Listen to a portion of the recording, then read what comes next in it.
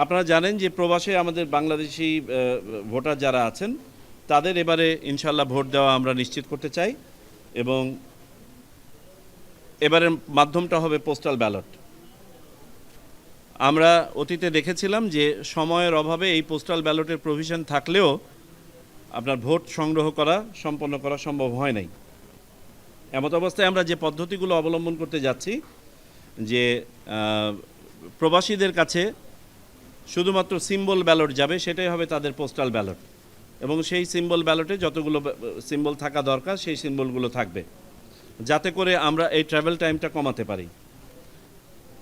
প্রবাসীরা ভোট দিবেন সিম্বল যখন অ্যাসাইন করা হবে প্রার্থীদেরকে, তারপরে সেইভাবে তাদেরকে নির্দেশনা দেওয়া থাকবে এবং উনিও সেভাবে ডিক্লারেশন দিবেন। ভোট দেওয়ার পরে এটা ফেরত আসবে।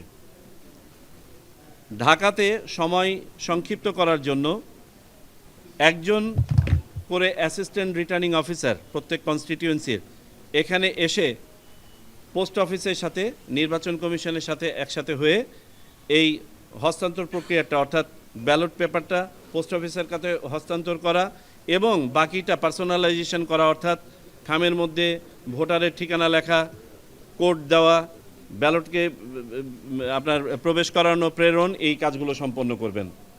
আর পুরো অপারেশনটা আমাদের বাংলাদেশ পোস্ট অফিস এটা সম্পন্ন করবে আমাদের কাছ থেকে ব্যালট পেপার সংগ্রহ করার পরে। পোস্টাল ব্যালটে আমরা যে রেজিস্ট্রেশন প্রসেস আছে, আপনার এই রেজিস্ট্রেশন প্রসেসটা আমরা অনেক আগে থেকে শুরু করব, আমাদের শিডিউল ঘোষণার আগ থেকেই। আমরা দেখেছি যে রেজিস্ট্রেশন প্রসেসে একটু সময় লাগবে, বিধায় এটা আমরা আগে থেকে শুরু করব। এখানে আনুমানিক 3 সপ্তাহ সময় দেওয়া হবে। বিশ্বব্যাপী আমাদের প্রবাসী বাংলাদেশি যারা আছেন তারা যেন স্বাচ্ছন্দ্যে এটাতে আপনার রেজিস্ট্রেশন করতে পারেন ভোট দেওয়ার জন্য।